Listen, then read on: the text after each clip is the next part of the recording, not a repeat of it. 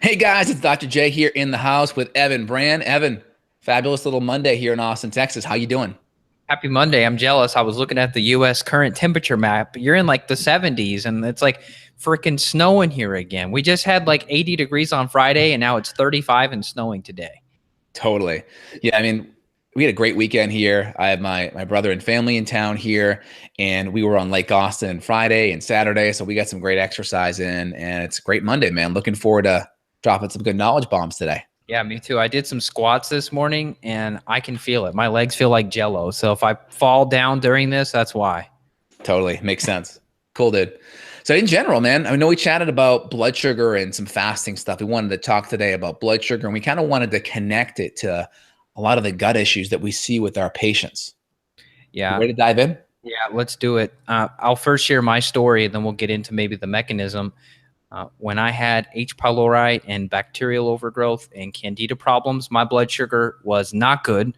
If I went longer than 2 or maybe 2.5 hours, I would start to get a little bit anxiety, kind of shaky, kind of stressed, maybe a little bit irritable, kind of moody. Mm-hmm. That's not normal. And it wasn't until I fixed my gut that my blood sugar stabilized. And then now I could basically skip breakfast if I wanted to. I don't. But if I did skip breakfast, I could pretty much work all day from like 7 a.m. till 2 p.m. with no food and feel perfectly stable. And that is unusual for me because I had the blood sugar issue for so many years, probably because I had infections for so many years. Yeah, as your adrenals get stronger, they can definitely stabilize blood sugar better, right? Because as your blood sugar drops, your body produces adrenaline and cortisol to raise it. So the more stable your adrenals are, they have that little bit of extra strength to bring that blood sugar back up. Of course, the more keto adapted you are, you're not going to have high and low peaks of blood sugar, meaning the faster your blood sugar goes up, the faster your pancreas produces insulin, the faster your blood sugar drops, the faster your adrenals produce adrenaline and cortisol to bring it back up. So there's this ebb and flow. So the smoother your blood sugar goes up, the smoother it falls, the less your pancreas and your adrenals are called upon to buffer that out. So the more keto adapted, the more you're burning fat for fuel, the more metabolic logs that we're putting on the fire. Think of logs as like proteins and fats. That's kind of our metabolic log. And then we have our spectrum of carbohydrates, non-starchy vegetables, low sugar fruits, higher sugar fruits, higher starchy foods, grains, refined sugar, alcohol, right? There's a spectrum, lower to higher. And of course, think of carbohydrates as kindling. We have like twigs over here to the more refined carbohydrates in the middle, which are more like paper, and then to the end, which we consider gasoline. So, if we just started a fire with paper and gasoline, that fire goes up and out. If you start a fire with some logs, proteins and fats, and then you get a little bit of kindling in there, then you're a pretty good match to keep that fire burning long and strong. Yep, love that analogy. I was doing pretty good on the fat content. I think it was just the gut was disturbing the blood sugar and adrenals so much that even a perfect diet couldn't have fixed it.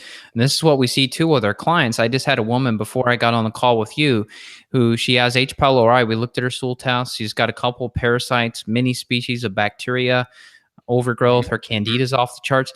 Like I told you before we got on here, she's literally eating 8 times a day. And I said, is that like a snack? She goes, no, I'm eating like steak and veggies or chicken and veggies. Like 8 times a day, she's eating almost a full meal. I said, would an average person think that was a snack size or would they think it was a meal?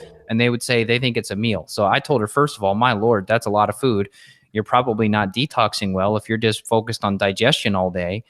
And with all the infections, if she goes longer than an hour or two, she's having anxiety and panic attacks. So I did give her some supplemental, like the pharma GABA, so that she can kind Yeah. of chew on those and gave her some basic adrenal support.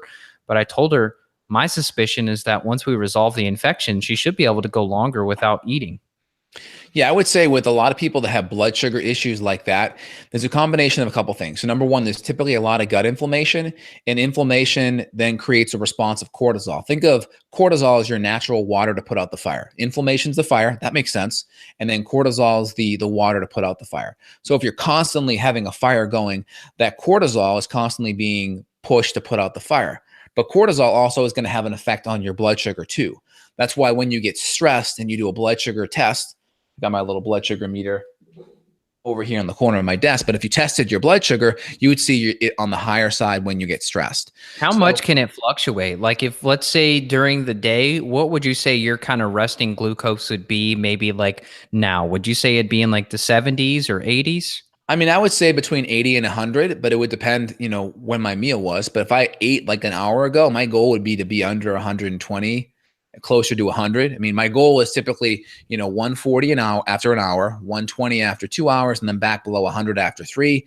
The more insulin sensitive you are, you may be able to get that below 100 within 2 hours. But it depends too, because if you're doing a lot of stuff and you're active, it may be okay to have a little bit higher blood sugar because you're utilizing that fuel. It's not like sitting in your bloodstream and being dumped into your muscles to go to glycogen or dumped into your liver to run de novo genesis and make fat out of it. It's there as a fuel source and your body's tapping into it.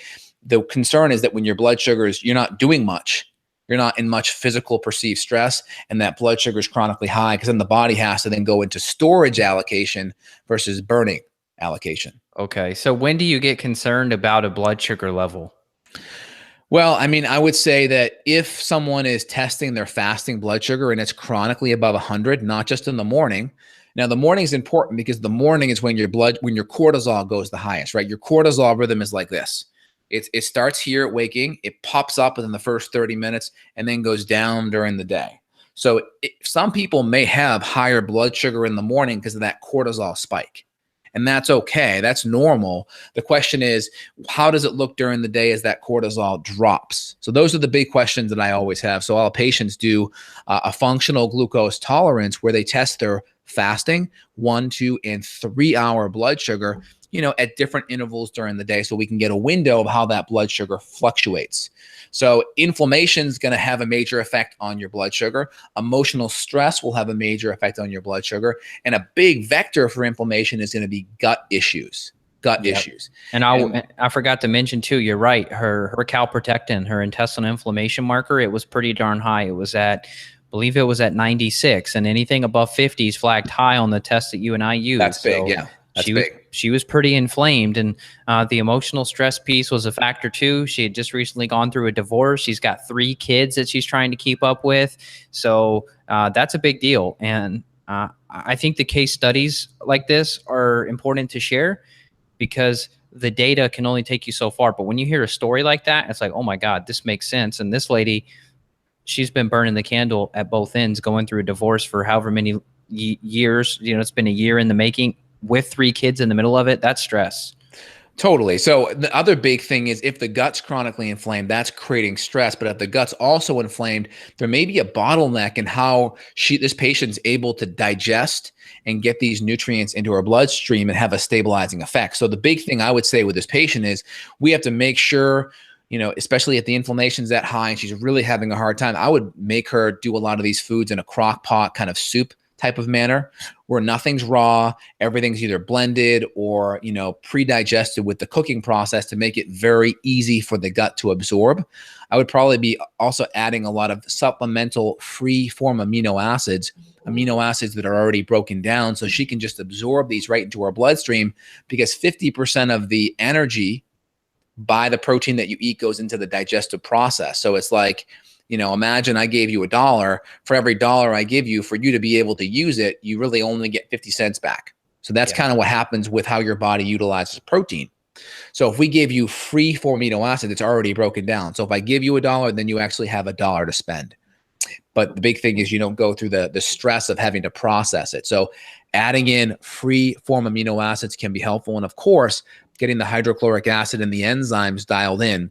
Now, some people, we try to increase the calories, which, when we talk about calories, we're talking about calories from whole foods. So that means nutrients, right? We just use the term calorie because it's easier to count, right? We're kind of in this, a lot of the technology that's out there, right? Whether it's Chronometer or MyFitnessPal or Lose It, a lot of these things are calorie driven.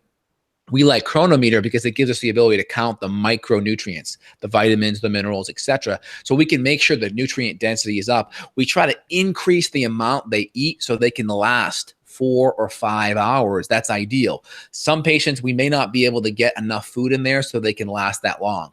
They may say, I am so bloated, I am so stuffed, but then they only can last 2 to 3 hours. That's the issue. If they Yeah. can only last 2 to 3 hours, but they eat to the point where they feel so satiated and they can't do any more, that's where I recommend more frequent eating at the 2 to 3 hour level. I like to get closer to 5 because I want my patients to have a little bit of ketosis happening where they're tapping into more of the fat. Because every time you eat, for the most part, it's going to be your body's be spitting out a little bit of insulin. So if we can keep the insulin down a bit, that helps with a lot of insulin resistance. And a lot of people can get insulin resistant primarily from the excess carbohydrates, but cortisol can also push that because cortisol can mobilize extra sugar in your bloodstream that can create that same kind of insulin resistant mechanism that the excess carbs will do as well. Yeah, and people hear that and they're like, okay, well, how does that apply to me? And the answer is, well, if you have weight issues, you could be eating a good diet, but if you have a cortisol problem, you could have weight issues, even though you're eating like a paleo template. You're eating real food, meats and veggies. We see it every day where people may have 20, 30, 40 pounds excess weight. If you fix that cortisol issue, all of a sudden people just start dropping weight. And I always say it's a side effect of getting healthy, which is the best part. Exactly. And, just to kind of toot our own horns a bit here, the reason why I think our show is so important is because we're talking about real life patient experience. A lot of people talk about theoretical, philosophical, functional medicine or nutritional concepts. We're bringing you the live stuff. So anyone listening, if this applies to you, try to use it, try to utilize it for yourself, see if it fits. And if you need more customization or support, make sure you reach out to Evan or I by clicking any of our information below in the description section. Yeah, so I want to comment on something else you said too, which was about the people who get so bloated after a meal. And those people, you don't want to depend on just a stool test. You may have to get that organic acids. And if you've already had organic acids, but it's several months old, you may need to get retested because you could just have a massive yeast problem. And if you throw in kombucha or something into the gut and all of a sudden you're bloated and you're like, hey, I don't have parasites. Okay, cool, but it may be something else. That was my issue, man. I would get super bloated, and it was because I had a candida overgrowth. Yeah, what happens is the digestive system is so stressed that you can't even get enough nutrition in your gut so that food stabilizes you for 2 to 3 hours because you feel so bloated or so nauseous or so just digestively incapacitated. And that's where you really have to focus on the gut, and you have to make the meal smaller, and you really have to utilize tools like a crock pot or an Instapot or more bone broth or more liquefied nutrition to make it easier on your digestive system. And other strategies are just chewing your food up well enough, making sure you're not eating when you're stressed. Of course, utilizing digestive enzymes and hydrochloric acid to break that food down. The chewing process increases the surface area and allows the hydrochloric acid and the enzymes to work better. So if you're only chewing your food like 15 or 20 times, try to double the amount of chews. Typically 1 chew per tooth, 32 teeth. That's a pretty good rule of thumb that will help your digestive system to work better, give more surface area for the enzymes and the hydrochloric acid to work. I'll tell you, nobody's doing that. People are like, oh my God, 32 chews. I'm doing 3 and then I swallow, like especially if somebody goes to like Chipotle or somewhere where the food is just so soft and mushy, you just shove that mush down and you don't even chew it. So yeah, that's a big problem. I mean, like today I had some really good collagen peptides, like 20 grams with some grass-fed butter and some MCT oil. And then after I'm having right here, a nice organic green drink. That's a good one. I love that one. It's a good one, and it's cold press. How much sugar is in that one? Not much at all. I mean, it's got 9 grams, but that's the lowest you can have with a vegetable drink. I mean, listen to the ingredients, right? Cucumber, kale, broccoli, and basil. There's not anything that's higher sugar, and there's not anything that's fruit-based, right? Some of those are like 40 grams. Some of those sujas, they get crazy with the apple juice. The suja, yeah. I mean, you can get really screwy because they'll have like, oh, it's a vegetable juice, but then it has a carrot in there. Remember, a cup of carrot juice has more sugar than a Coca-Cola. That's hard to believe. I know you told me that, but it's like, what? That's crazy. And again, there's some good nutrients in there, but sugar is sugar, and your liver still has to do what it has to do. And if there's insulin resistance, all these JNKY enzymes that are really inflammatory get upregulated in the liver to process it all. So you're much better off getting the phytonutrients from something like this. And this is really easy on my gut, right? So I had amino acids, some fat, I had some MCT oil, and I had this. So it's just a really easy kind of digestive breakfast, ton of phytonutrients, 7 servings of veggies, easy peasy, right? Yep. I have an idea of where I'd like to take the conversation, unless you'd like to go somewhere else. And it would be to talk about some of the foundational supplements you could use while you're working through some of this. So we won't get too much into like the gut protocol stuff, because that is so different depending on whether it's just parasites, whether it's parasites plus yeast, whether it's bacteria plus parasites plus yeast plus fungus plus blah, blah, blah. Totally.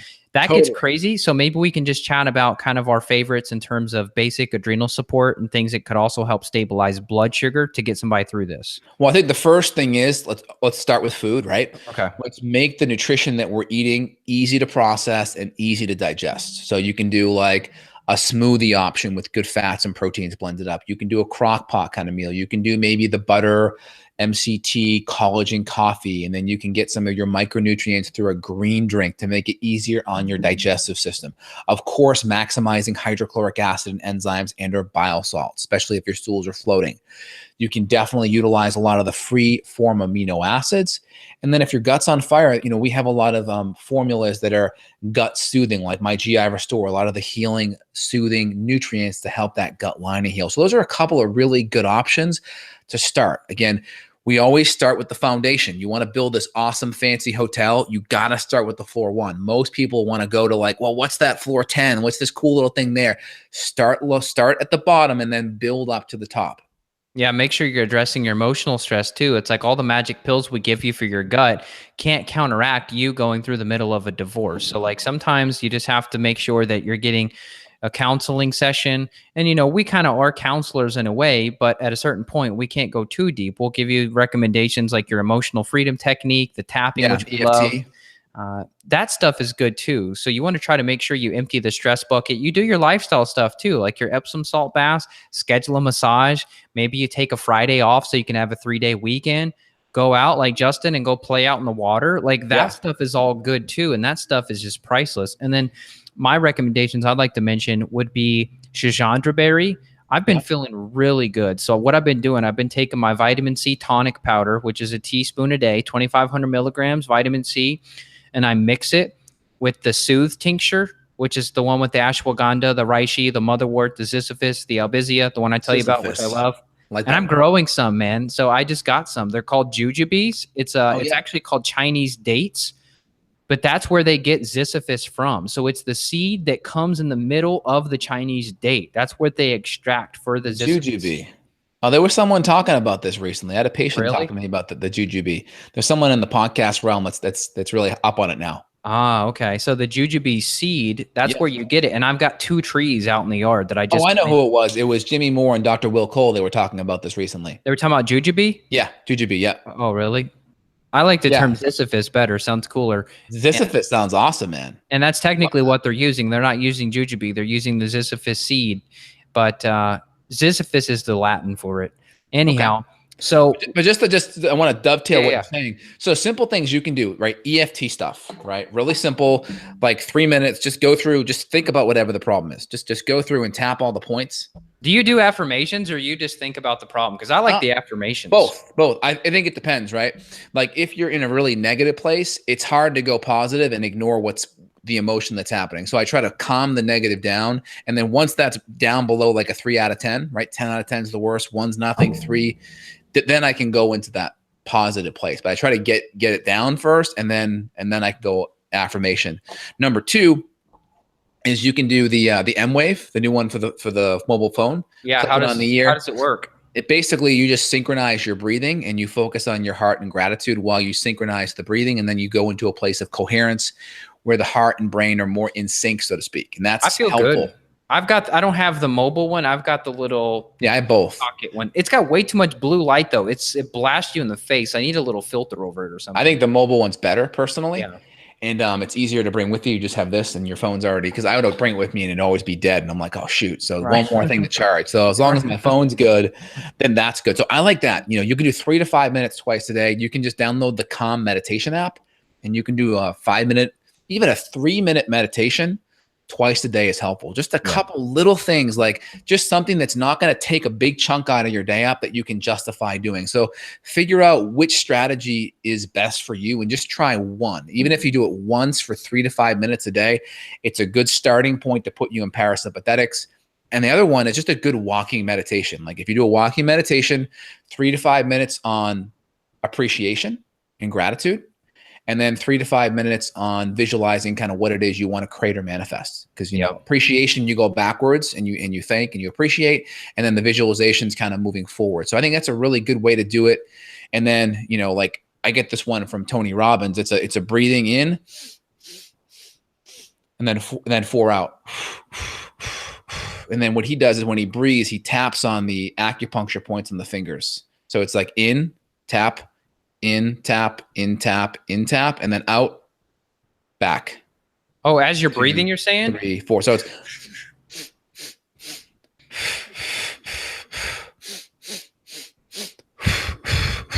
so you're tapping on these acupuncture points, which are basically EFT points, and you're doing that while you're breathing. So you're kind of having an EFT session on your fingers while you're breathing and walking, and then you do a kind of a gratitude. How many reps is he doing? Does he say specifically or just whatever? It's just basically, it's about a time thing. So he does a 5 to 15 minutes. So technically it's like gratitude for 5, visualization for 5, and then affirmations for 5. And that's all while walking? Wait, yeah, you can do it by, I like the movement. He does some kind of a movement with it. Oh, okay. Yeah. So it's 5 visual and 5 appreciation, 5 visualization, 5 affirmation. And you can cut it down to 3, 3, and 3. If you need to do it in 10 minutes, and then the affirmations are just affirming what it is you want to create and manifest. Like every day in every way, I'm getting healthier and healthier. Every day in every way, I'm getting happier and happier. Whatever that is, you're just affirming it. But these are some really good tools, and it changes your physiology. And you'll see it. If you're testing your heart rate variability, you will see it. And then another simple thing, ready? This is something everyone can do no matter what. If you're a programmer, if you're a teacher, wherever you're at, just focus on nose breathing. No breathing from the mouth at all. The parasympathetic olfactory nerves tie into the vagus nerve, which is the part of the parasympathetics, and that really helps relax you. So deep nasal breathing. You can do it when you're having a conversation, when it's your turn to listen. You can do it when you're watching TV. You can do it when you're typing something up or doing some research, whatever you're doing, just that good, deep nasal breathing. I was doing that just now. I feel so much more relaxed. I think it was because I focused on it. I feel good. Like I just calmed down like a notch or two. So like my thing is, what's the low hanging fruit? So if anyone's like, oh my God, I'm so busy, I don't have time for anything. Great. You have time to breathe, right? Obviously. So breathe through your freaking nose, right? Breathe through your nose. Number 2, if you have 3 to 5 minutes, I would just say if you have a lot of emotional stress or baggage that's bugging you, where you just feel bogged down with whatever that stress is, I think EFT is great, because it's really hard doing a meditation when you got a whole bunch of crap coming through.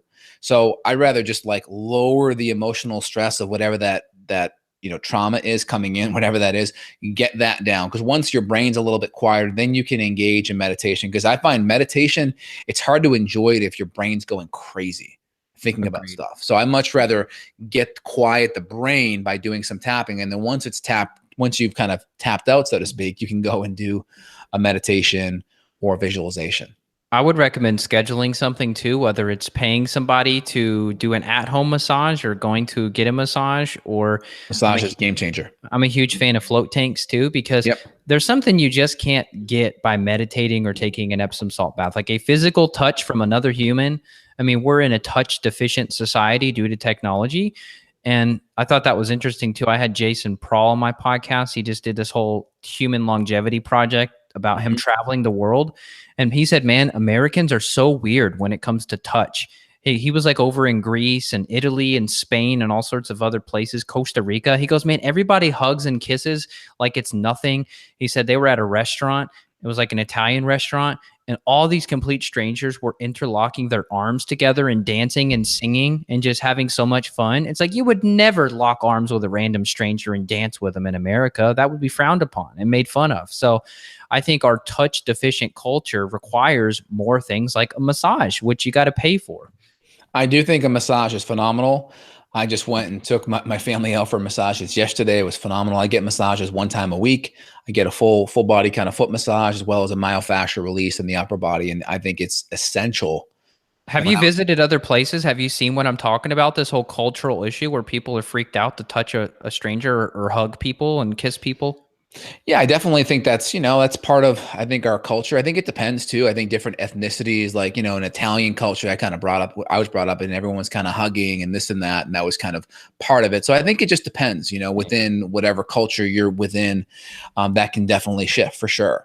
And I think it's good to have that. I think it's great to have it. But if it's something you don't feel comfortable with, I mean, obviously you should feel comfortable with that in your family. I think that's great. But maybe a stranger, maybe someone Right. you're not as close with, you can use massage as a great way, especially like a foot massage, because the somatosensory cortex has lots of receptor sites on the feet. And that really gets the parasympathetic stimulated, which really gets you into that rest and digest mode. So a good foot massage is amazing on the nervous system. My brother, I took him and his wife for a massage yesterday, and he got a foot massage, and he's like, oh my God, I feel invigorated after that massage. I'm like, yeah, it's really getting that parasympathetic branch of the nervous system dialed in. Isn't that crazy? It wasn't even a full body. You could just do the feet. I don't know if your little baby, is he starting to teeth? Is he getting teeth in? Yeah, he's doing great. We're using a homeopathic called Camellia. Yeah, we were It using works that one too. phenomenal. Well, Works amazing. Here's something crazy.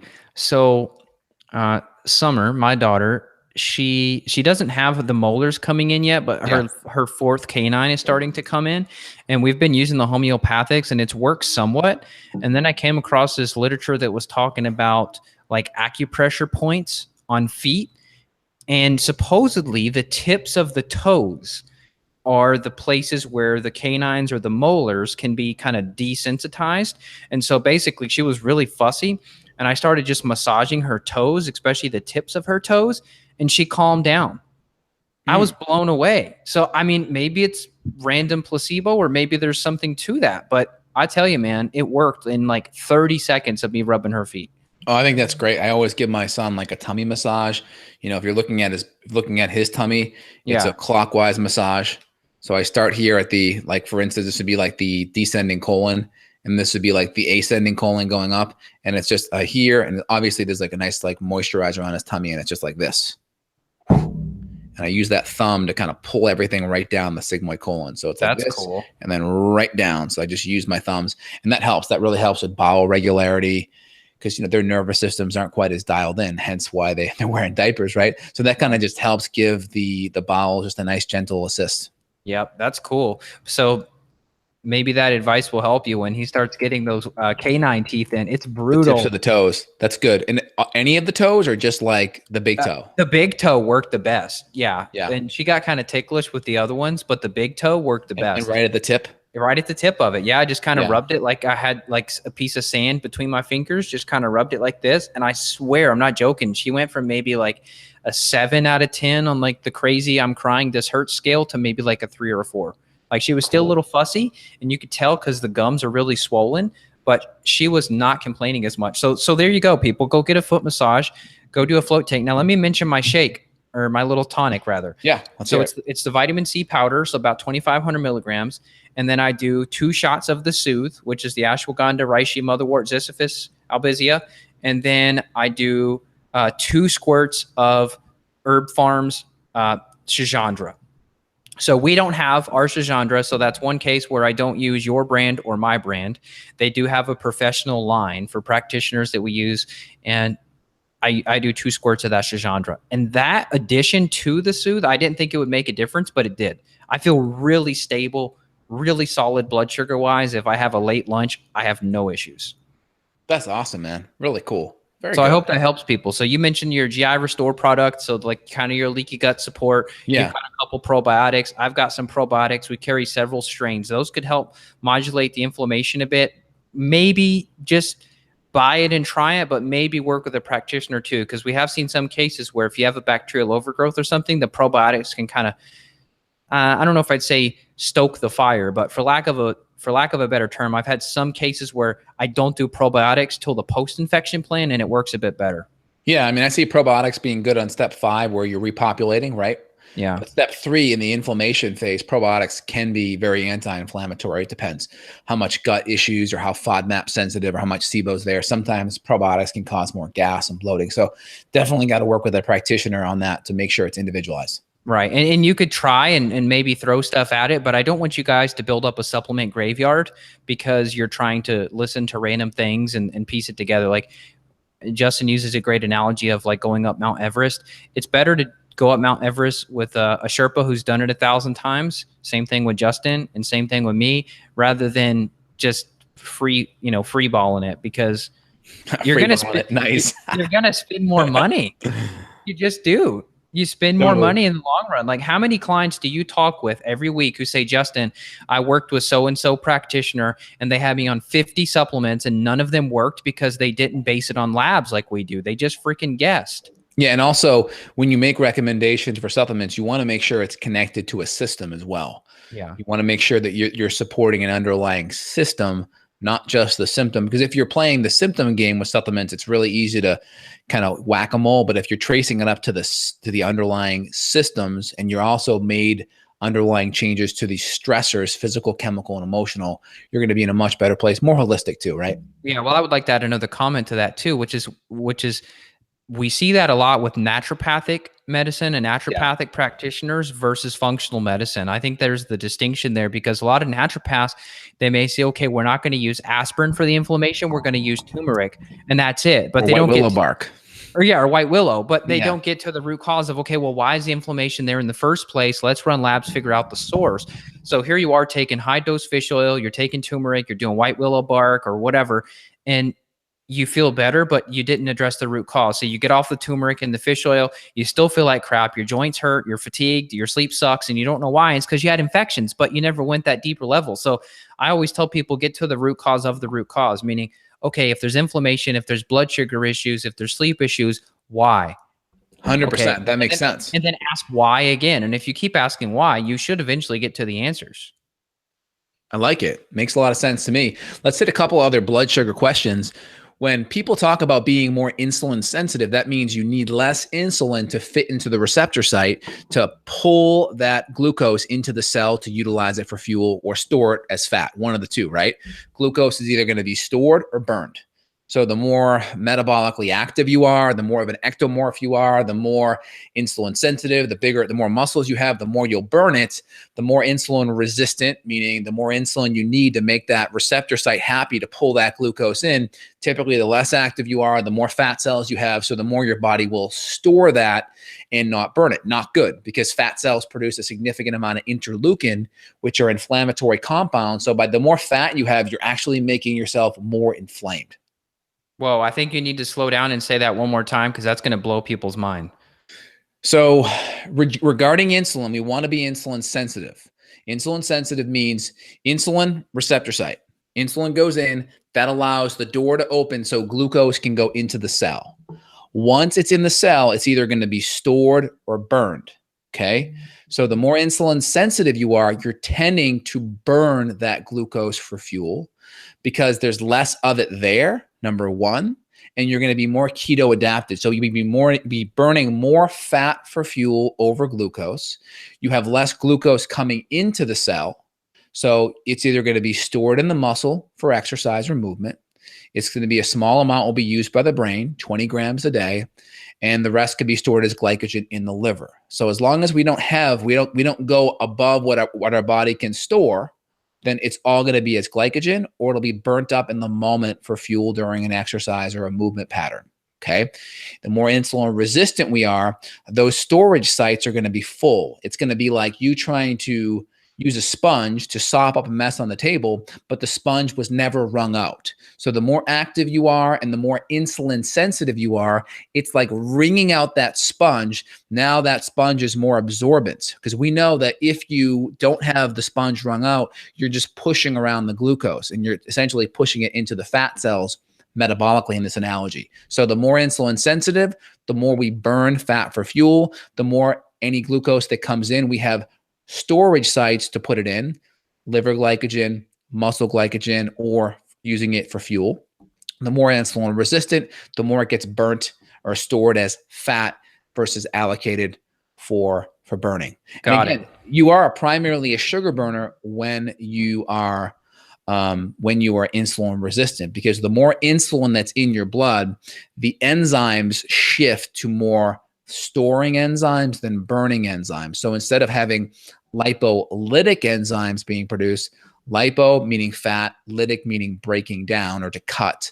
So the more lipolytic means you're breaking down fat when insulin is low. The more lipogenic enzymes are produced when there's lots of insulin. Lipo meaning fat, genic meaning store or forming. So lipogenic enzymes go high when insulin's high.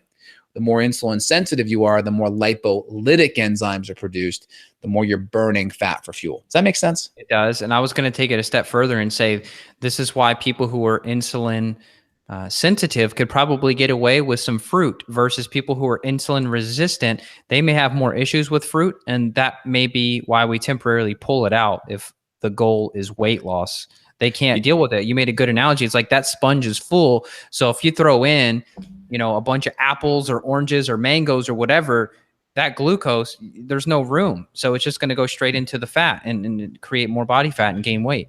Yeah, and the more lipogenic enzymes are produced, a lot of times it can make you tired, right? Some people, the more carbohydrate that's produced, there's a propensity to burn that for fuel. So of course you move it and you burn it. Some people, the more carbohydrate that's produced, they actually get more tired. So there's actually less propensity to burn it, which means it gets stored as fat. So listen to your body. If you start increasing the carbs and you're not getting energy out of it and you're not feeling a propensity to move, be careful. Or you just make sure you have good exercise regimen in there. And of course, muscle mass, the more muscle mass you have, it's like upgrading your sponge size, right? So that's the benefit of resistance training is number one, you build a bigger sponge. And number two, you upregulate these little GLUT4 receptors, which are like little fingers on top of the cell that pull into that glucose. So it more efficiently pulls it out of the bloodstream. Yeah, that's like GLUT4, like Tim Ferriss in his book, The 4-Hour Workweek, he talks about doing like little air squats or like little mini push-ups before he has a carbohydrate-rich meal because he's trying to upregulate the GLUT4 receptor sites doing some resistance movement before he consumes the carbohydrates. Yeah, I don't do anything like that. I just would do leg day and then have sweet potatoes, and it felt so good together. Oh my God, having a sweet potato after leg day was like the best. We had a comment here too. The person put, the longer I've been on keto, if I'm getting, maybe they're saying intermittent fasting. I think that's what they're saying, keto IF. I'm getting more insulin sensitive. Noticed I'm getting more resilient to being knocked out of ketosis. That's good. Yeah, I mean, I think the more ketogenic you become, because it's like you're starting a fire with logs on the fire, it's going to burn longer. Anyone that has to use kindling, you're there feeding that fire all day long.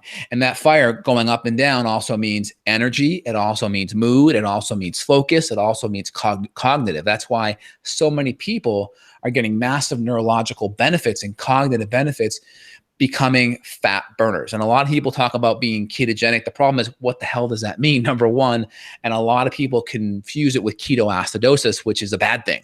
So there's a lot of dogma with what does keto mean? But just in your brain, think fat burning. Who doesn't want to be burning fat for fuel, right? Agreed. Well, let's wrap this thing up. We had one question here from Tim. Could eating chicken breast without skin but keeping carbs under 20 grams keep someone out of ketosis? It depends on your protein, right, Justin? Because if you go too high protein, can't that kick you out of ketosis, or am I wrong? Yeah, I mean, you can go into gluconeogenesis and make glucose out of protein. The thing is, though, I think a lot of people in the keto community miss this. Are you going to make more glucose from chicken breast, or are you going to get more glucose from eating like refined sugar? So don't worry about it, basically? No, I think you got to be careful of it. It just depends. Like, you're going to need more protein if you're more active. So if you're lifting more weights, for instance, you may need more protein. I just think go to a more full fat source versus a boneless, skinless chicken breast. Do a skin on at least, or at least move to a thigh, get some full fat in there. But again, I think in keto, if you're lifting more and you're doing more resistance training, you'll be able to get by with more protein and not have it affect you. Agreed. But the more sedentary you are, definitely got to lean more on the fat, higher fat percentages, and of course, full fat meats. Yep. Well said. I had some chicken thighs last night. It was delicious. I put the real salt. They have a seasoned salt. Have you had that one? I got it. Oh man, that's yummy. That plus coconut aminos. Summer, she loved it too, man. She ate so much of it. She ate almost as much as us. It's like, you're not even 2 years old. How do you eat this much? I can't believe it. She ate like 2 full thighs. It was unbelievable. Love it, dude. Well, let's wrap this up. I think I said everything I need to say and want to say on this topic. What a great podcast, man. Hey, we'll chat real soon, Evan. You have a phenomenal day. Everyone, if you're subscribing, give us a thumbs up. hit the bell and give us a share. Sharing is caring. We appreciate it. Mention our links. So if you guys want to reach out, schedule a consult with Justin, you can do so at his site, justinhealth.com. And if you would like to reach out to me, same thing, evanbrand.com. And we look forward to helping you all out. Take care. Take care, Evan.